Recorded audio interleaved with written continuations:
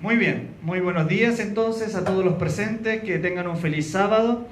El Eterno entonces nos ha convocado un sábado más para poder estudiar las Sagradas Escrituras, en especial, ¿cierto?, este seminario de eclesiología, estudiando, ¿cierto?, las funciones de la Iglesia del Todopoderoso. Antes de abrir las Sagradas Escrituras, es necesario, ¿cierto?, doblar las rodillas, porque no hay en ninguna escritura que se haga de otra forma, sobre todo cuando los santos se reúnen en la casa de oración. Vamos a doblar las rodillas y vamos a rogar la presencia, ¿cierto?, del Eterno. Amén.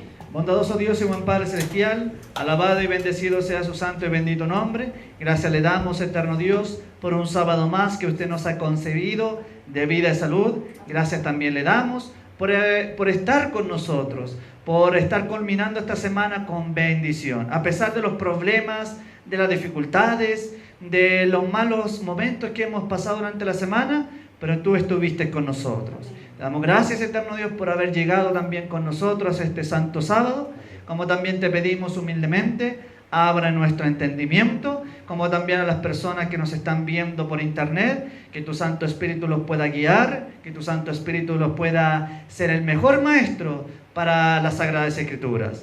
También te pedimos y te rogamos que tú te lleves todo espíritu contrario a tu divina voluntad, para que al estudiar tus Sagradas Escrituras, tu Santo Espíritu nos pueda iluminar nuestras mentes y nos pueda recordar y mantener nuestros pensamientos en este lugar. Gracias te damos, en el nombre de Jesús. Amén. Muy bien, entonces, recordando la temática, el inicio, ¿cierto?, siempre hacemos un repaso. Luego, ¿cierto?, en el desarrollo vamos tomando las notas correspondientes y en el final se divide en dos. Uno es el resumen y el otro es las preguntas.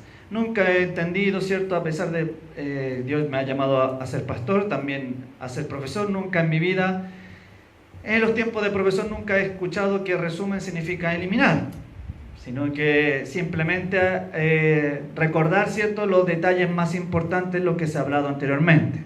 Algunas personas y algunos cristianos dicen que resumen es eliminar. Muy bien, sobre todo los 10 mandamientos. Muy bien, ¿qué hemos visto hasta el momento entonces? La semana pasada, ¿cierto?, vimos con respecto a qué. A que Dios, ¿cierto?, nos ha dado la autoridad, pero para mandar a los demás. ¿Qué cosa? Para servir. Para servir. Lo más importante que tiene la iglesia, ¿cierto?, es servir al prójimo. Eso es lo más importante con respecto al tema de servir. El tema de hoy, ¿cierto?, está de acuerdo a un tema que no muchas iglesias, ¿cierto?, lo predican, y con respecto al santuario y al pueblo de Dios. Como dice el salmista, tu camino está en el santuario. Hay algunas metáforas para iglesia. No sé si ustedes se acuerdan de alguna metáfora. Yo les voy a dar un ejemplo. Familia, ¿cierto? La iglesia, la Biblia dice que es familia. Vamos a leerlo en las Escrituras. Efesios capítulo 2, versículo 19 al 20. Efesios capítulo 2, 19 al 20. ¿Qué dice las Escrituras? Entonces estamos asimilando una comparación de que ¿qué es una iglesia? No tan solo, ¿cierto?, son 4 paredes, sino que la Biblia habla de muchas formas. Y esto es solamente la introducción. Efesios capítulo 2, versículo 19 al 20. ¿Qué dice las Sagradas Escrituras? Así que ya sea, no soy extranjero ni advenizos, sino conciudadanos de los santos y miembros de la familia de Dios, edificados sobre el fundamento de los apóstoles y profetas, siendo la principal piedra del ángulo Jesucristo mismo. Entonces, ¿cierto?, somos ahora miembros de la familia de Dios. Otra metáfora que Dios nos dice también está en la misma carta a los Efesios, pero hablando de otra cosa. Efesios capítulo 4, versículo 1 al 16. ¿Qué es, cierto, el tema de la iglesia? Yo pues preso en el Señor Señor, os ruego que andéis como dignos de la vocación con que fuiste llamados, con toda humildad y mansedumbre, soportados con paciencia los unos a los otros, solicitos en guardar la unidad del Espíritu en vínculo a la paz. Un cuerpo, un espíritu, como fuisteis también llamados en una misma esperanza de vuestra vocación. Hasta ahí, hasta ahí. Los otros versículos pueden ser leídos en las casas para que el tiempo no nos pille. Entonces, el versículo 4 nos manda que ¿cómo somos? Cuerpo de Cristo. ¿Sí o no? Entonces, hay varias metáforas que la Biblia relaciona iglesia, ¿con qué cosa? Con familia, con cuerpo de Cristo. ¿Sí o no? ¿Vamos bien hasta aquí? Muy bien. También relaciona que la iglesia es esposa de Cristo. Vamos a ver en Efesios capítulo 5, versículo 23 al 27. Porque el marido es cabeza de la mujer, así como Cristo es cabeza de la iglesia, la cual es su cuerpo y Él es su Salvador. Así que como iglesia está sujeta a Cristo, así también las casadas lo estén a sus maridos en todo. Maridos, amar a vuestras mujeres, y así como Cristo amó a la iglesia y se entregó a sí mismo por ella, para santificarla, habiendo purificado en el lavamiento del agua por la palabra, a fin de presentarla a sí mismo una iglesia gloriosa, que no tuviese mancha, ni arruga, ni cosa semejante, sino que fuese santa y sin mancha. Entonces, tenemos aquí ¿cuántos ejemplos o metáforas nos está dando la Biblia? Ojo, la Biblia, no el ser humano. ¿Cuántos ejemplos? ¿Cuántas metáforas? Tres hasta el momento. Entonces, la iglesia, ¿cierto? En las lecciones pasadas nos habló, ¿cierto?, de que nos llamó a servir, es la autoridad de Dios, y ahora nos está diciendo que no son cuatro paredes. Somos, ¿cierto?, una familia en Cristo. Somos el cuerpo de Cristo aquí en la tierra. Qué interesante y qué importante. Y también somos, ¿cierto?, algo importante para Dios porque somos una esposa para el novio. Sabemos, ¿cierto?, que los matrimonios, la pareja es lo más importante que tiene el matrimonio. Entonces, esa es la relación que Dios nos está enseñando, que lo más importante para Él somos nosotros. También somos el ejército de Dios. Vamos a ver Efesios capítulo 6, versículo 10 al 20. Por lo demás, hermanos míos, fortaleceos en el Señor y en el poder de su fuerza, vestidos de toda la armadura de Dios para que podáis estar firmes contra las acechanzas del diablo. Porque no tenemos lucha contra sangre y carne, sino contra principados, contra potestades, contra los gobernadores de las tinieblas de este siglo, contra huestes espirituales de maldad en las regiones celestes. Por tanto, tomad toda la armadura de Dios para que podáis resistir en el día malo, y habiendo acabado todo esto, estar firmes. Estad pues firmes, ceñidos vuestros lomos con la verdad, y vestidos con la coraza de justicia, y calzados los pies con el apresto del Evangelio de la paz.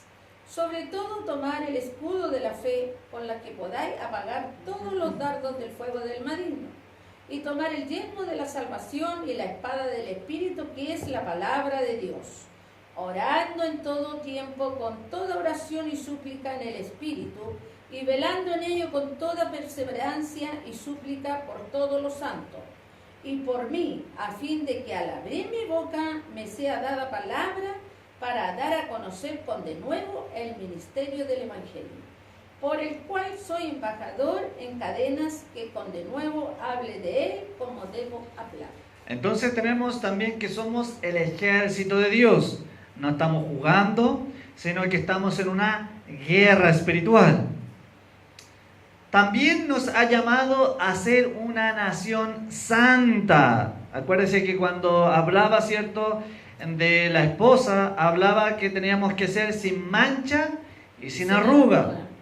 Vamos a ver lo que dice Pedro, primera carta universal de Pedro, capítulo 2, versículo 9. Primera de Pedro, capítulo 2, versículo 9.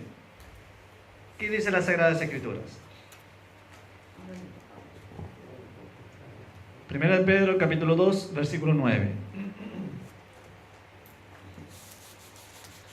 Yo lo voy a leer. Dice, mas vosotros sois linaje escogido, real sacerdocio, nación santa, pueblo adquirido por Dios, para que anunciéis las virtudes de aquel que os llamó de las tinieblas a su luz admirable. Entonces, ¿cuántos ejemplos ya hemos visto? Tenemos esposa, ejército de Dios, nación santa, tenemos familia y también somos el cuerpo de Dios. Ahora vamos a hablar, ¿cierto?, de los que nos convocan. Vamos a ir, ¿cierto?, a lo medular. Vamos entonces a 1 Corintios, capítulo 3, versículos 9 al 17. Y esto sí hay que leerlo, todos estos versículos, para entender, ¿cierto?, el contexto. 1 Corintios, capítulo 3, versículo 9 al 17. Dice, porque nosotros somos colaboradores de Dios, y vosotros sois labranza de Dios, edificio de Dios. Conforme a la gracia de Dios que me ha sido dada, yo como perito, arquitecto, puse el fundamento y otro edifica encima, pero cada uno mire cómo sobreedifica. Porque nadie puede poner otro fundamento que el que está puesto, en el cual es Jesucristo. Y si sobre este fundamento alguno edificare oro, plata, piedras preciosas, madera, hierro o hojarasca, la obra de cada uno se habrá manifiesta, porque el día la declara, pues por el fuego será revelada, y la otra de cada uno cual sea, el fuego la probará. Si permaneciere la obra de alguno que sobreedificó, recibirá recompensa. Si la obra de alguno se quemare, él sufrirá pérdida, si bien él mismo será salvo, porque así como por el fuego. ¿No sabéis que sois templo de Dios y que el Espíritu de Dios mora en vosotros? Y si alguno destruyere el templo de Dios, Dios le destruirá a él, porque el templo de Dios, el cual sois vosotros, santo es. Nadie engaña a sí mismo. Si alguna entre vosotros se cree sabio, este siglo hágase ignorante, porque llegue a ser sabio. Entonces tenemos allí, ¿cierto?, que Dios nos habla, ¿cierto?, de algo importante, y lo medular, ¿cierto?, está en el versículo 13. La obra que de cada uno se hará manifiesta, porque el día la declarará, pues por el fuego, ¿cierto?, será revelada, y la obra que de cada uno, cual sea el fuego, la probará.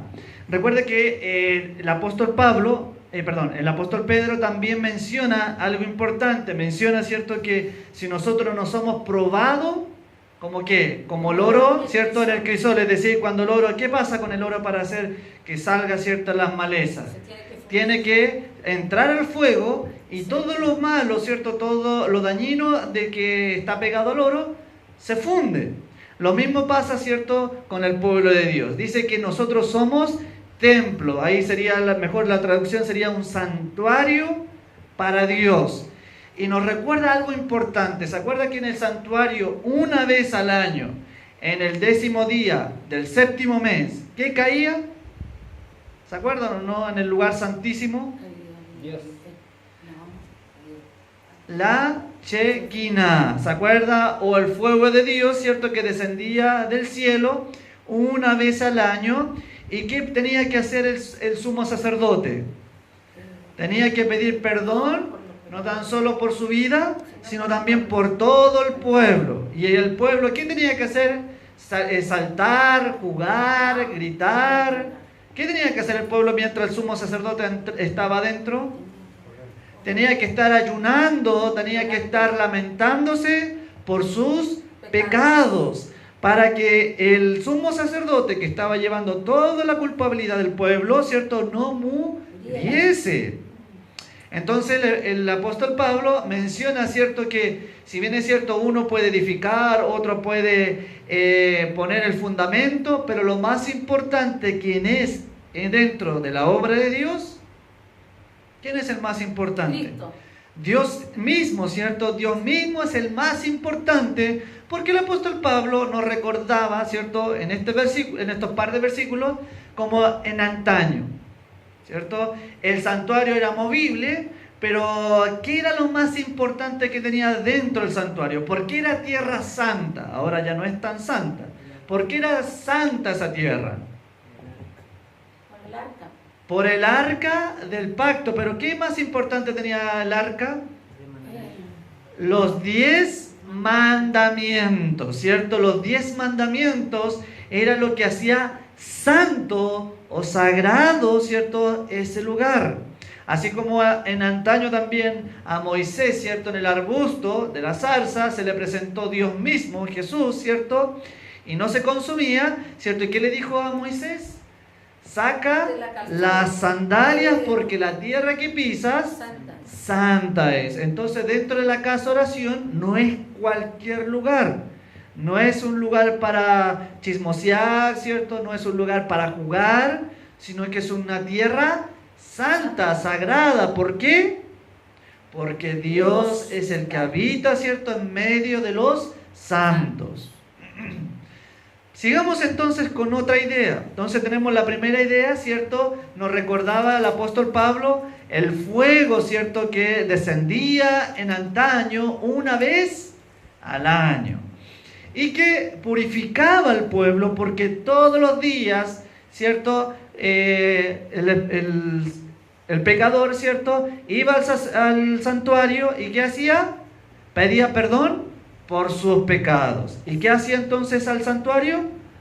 Lo convertía, ¿cierto?, en algo desagradable porque entraban todos los pecados al santuario.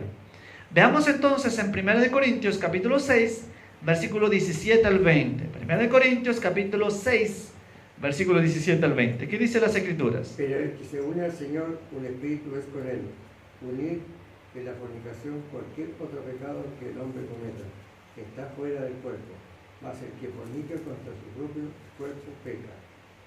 Ignoréis que vuestro cuerpo es templo del Espíritu Santo, el cual está en vosotros, el cual tenéis de Dios y que no solo sois vuestros, porque habéis sido comprados por precio. Glorificados pues a Dios de vuestros cuerpos y en vuestro espíritu, los cuales son de Dios. Se fijan en una cosa que Pablo está hablando de plural. Es decir, cuando los santos se reúnen, ¿cierto? ¿Qué pasa a ser entonces? El santuario. No tan solo somos individuales, sino que dice el apóstol Pablo en el versículo 19, ¿o ignoráis que vuestro cuerpo, el cual está en vosotros? Es decir, en toda la congregación, cuando se congregan los santos, pasa a ser el santuario. Entonces, ¿cierto? Dice que por el versículo 20, porque habéis sido comprados, nuevamente en plural. Entonces, cuando los santos se reúnen, ¿cierto? No tan solo pasa a ser iglesia, sino que también nos recuerda en el antaño nuevamente, ¿cierto? Que pasaba en el santuario, ¿cierto? Algo sagrado. ¿Qué pasaba en el santuario? Nosotros, o sea, el pecador, ¿cierto? ¿Qué hacía? Pedía perdón. ¿Por qué? Por los pecados. No tan solo por él, sino también el sacerdote, ya sea el jefe de familia en ese entonces, también pedía perdón por los pecados de su familia. Entonces, ¿cierto? Cuando se reúnen los santos, pasamos a ser el santuario de Dios. Mire qué maravilloso es nuestro Dios. Entonces nos estamos involucrando en algo importante. Nosotros no somos células individuales. Por eso que el salmista nos dice, yo me alegré con los que me decían, a la casa del Señor iremos. Porque él sabía, ¿cierto?, que cuando se reunían los santos, ¿cierto?, pasaba a ser, ¿cierto?, el mismo santuario del Todopoderoso. Porque, ¿cierto?, allí visitaba a su pueblo. Si bien es cierto, usted me puede decir, pero pastor, yo en mi caso yo puedo orar, puedo cantar. Sí, es verdad. Dios está en todas partes. Pero cuando se manifiesta como en antaño, era cuando estaba el pueblo de Israel, ¿cierto?, en el santuario. Allí, ¿cierto? Y más encima, como nos dice en las Escrituras, ¿Dónde tenía que estar el santuario con respecto a las aldeas? ¿Dónde tenía que estar? Al medio. Y me construiréis un santuario para que yo habite en medio de vosotros. Entonces Dios quería, y así también Dios quiere, ser el centro ¿de qué? De nuestras vidas. Entonces ya sabe a nuestros amigos que nos están viendo en sus casas a través del internet, ¿es importante congregarse? Sí, es importante, porque el apóstol Pablo, inspirado por Dios, nos habla que cuando los santos se reúnen, y cuando hablo de santos, no significa que nos sale una aureola en la cabeza y alitas para ir al cielo. Nos habla, cierto, que los santos pecamos, los santos nos equivocamos, pero lo importante es que buscamos la perfección a través de Dios. Y cuando se reúnen los santos, pasamos a ser el santuario de Dios. 1 Corintios capítulo 5, versículo 7. 1 Corintios capítulo 5, versículo 7. ¿Qué dice la palabra de Dios? Limpiaos, pues la vieja levadura, para que seáis nueva masa, sin levadura como sois, porque nuestra Pascua es Cristo y ya fue sacrificada por nosotros. Entonces aquí nos vuelve a llamar la atención. Si bien es cierto, nos dice, cierto, limpiar, ¿qué cosa? La vieja naturaleza, para que seáis nueva masa, sin levadura. Y nos habla, cierto, del sacrificio de la Pascua. ¿Qué se ofrecía en la fiesta, en la festividad de la Pascua? El cordero sin mancha y sin arruga. Entonces también nos habla, cierto, el apóstol Pablo, que dentro del santuario, sobre todo en el libro de Josué, nos recuerda, cierto, que había un pecado de Acán. ¿Se acuerda? El tema de que ocultó, cierto, el manto babilónico. Y el apóstol Pablo nos recuerda también que suele dañar mucho aquellos miembros que ocultan sus pecados regalones. Si bien es cierto, usted me puede decir, pero pastor, acuérdese que todos pecamos. Sí, todos pecamos, todos. Pero es diferente a que uno sabe lo que es malo y lo sigue haciendo. Eso afecta muchísimo a la iglesia. Entonces nos dice, así como en antaño, ¿cierto? Cuando uno de los individuos o de los israelitas no, ¿cierto?, ofrecía perdón por los pecados, muchas veces el sumo sacerdote, ¿cómo salía? Muerto. Lo tenían que tirar, ¿cierto?, con un cordel, porque había, ¿cierto?, uno de los miembros del pueblo de Israel que no había pedido perdón, o incluso más, el mismo sumo sacerdote se le había olvidado a lo mejor un pecado y no lo había expiado. Por eso que es importante saber en qué tiempo estamos viviendo. Y por eso que usted me va a escuchar, y amigos en sus casas también, me va a escuchar en reiteradas ocasiones, que no es tiempo de jugar al Evangelio. No es tiempo, porque un día no muy lejano va a cerrarse la puerta a la gracia y nunca más se va a abrir, nunca más. Entonces Dios nos entrega esta oportunidad de estar vivo. ¿Para qué? Para pedir perdón por nuestros pecados. Cuando nosotros abrimos nuestros ojos, es la oportunidad de dar gracias a Dios, porque Él no nos ha devuelto conforme a nuestros pecados, ni nos ha pagado conforme a nuestras rebeliones. Y cuando nos vamos a acostar, también hay que darle más gracias a Dios, porque ¿quién puede levantar la mano? ¿O quién me puede asegurar, los que están detrás de la cámara, que está libre de pecado? Nadie. Entonces, como en antaño sucedía, si el pecador no se arrepentía, dice el apóstol Pablo en Romanos 6:23, que la paga del pecado es muerte. Sigamos entonces con la idea. Efesios capítulo 2, versículo 19 al 22. Efesios capítulo 2, versículo 19 al 22. Dice, así que ya no soy extranjero ni advenedizo, sino conciudadanos de los santos, miembros de la familia de Dios, edificado sobre el fundamento de los apóstoles y profetas, siendo la principal piedra del ángulo Jesucristo mismo, y en quien todo el edificio bien coordinado va creciendo para ser un templo santo en el Señor, en quien vosotros también sois juntamente edificados para morada de Dios en espíritu. Entonces, si ustedes se fijaron, en el versículo 21 y 22 está la clave. En quien todo el edificio bien, ¿qué cosa? Coordinado, ¿cómo va? Creciendo. El apóstol Pablo en otras cartas menciona que todo se tiene que hacer en orden, porque Dios es un Dios de orden. Entonces, cuando las cosas funcionan, es porque se van haciendo coordinado o en orden. ¿Y saben lo que más me maravilla? Dice el versículo 22, quien vosotros también sois juntamente edificados para morada o templo de Dios en el Espíritu. Entonces Dios nos dejó como santuario, nos recuerda que no tan solo bajaba la presencia de Dios a través de la chequina, sino también nos recuerda también algo importante. Tenemos al Espíritu Santo. ¡Qué maravilloso! Dios no nos dejó solos ni nos dejó huérfanos. Dios nos dejó su Santo Espíritu. ¿Cuántos están alegres de que Dios nos haya dejado, cierto, el Consolador? A veces, cierto, pasamos dificultades, nos amargamos porque pensamos que estamos solos. Pero en esta mañana Dios nos recuerda que no estamos solos.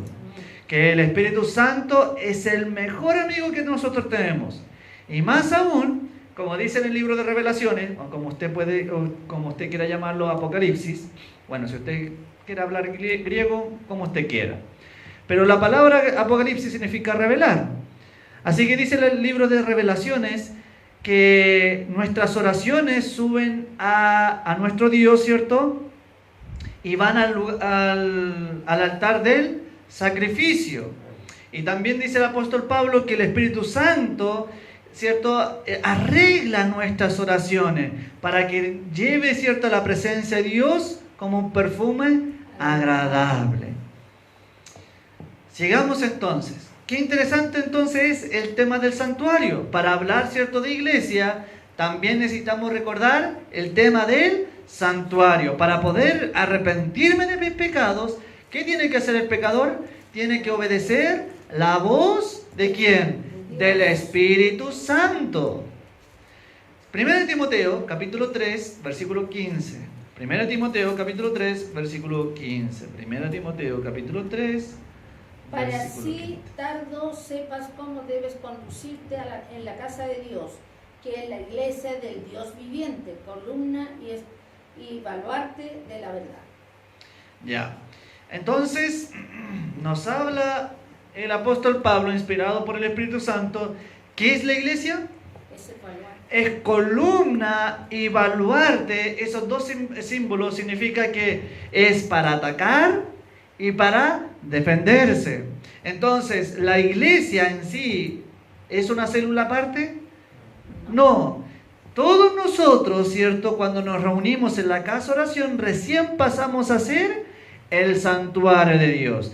¿Y qué también nos dice el apóstol Pablo? Que tenemos que tener herramientas ya sea para atacar, como también para defendernos. Ahora, cuando hablo del término de atacar, no significa de andar dándole bibliazo a la gente, sino que, como nos dice el apóstol Pablo, ¿cierto?, que somos el ejército de Dios.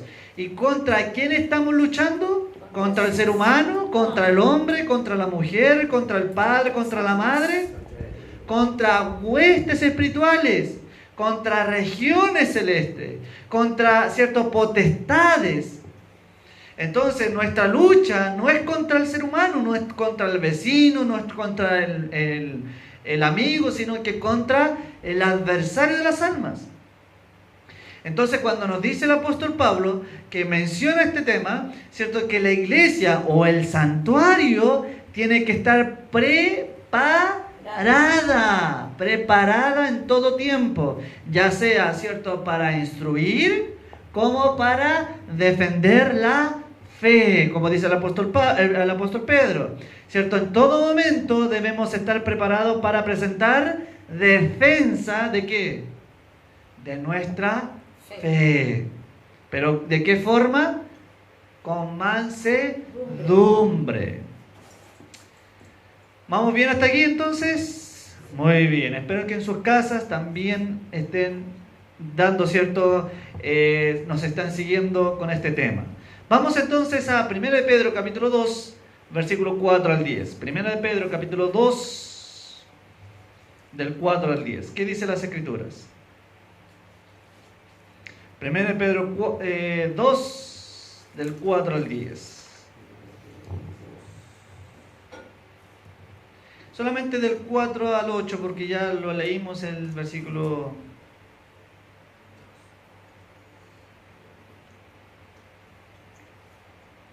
¿Qué dice la Sagrada Escritura? O vamos a incluirlo, sí, vamos a incluirlo mejor. Del 4 al 10, ¿qué dice las Escrituras?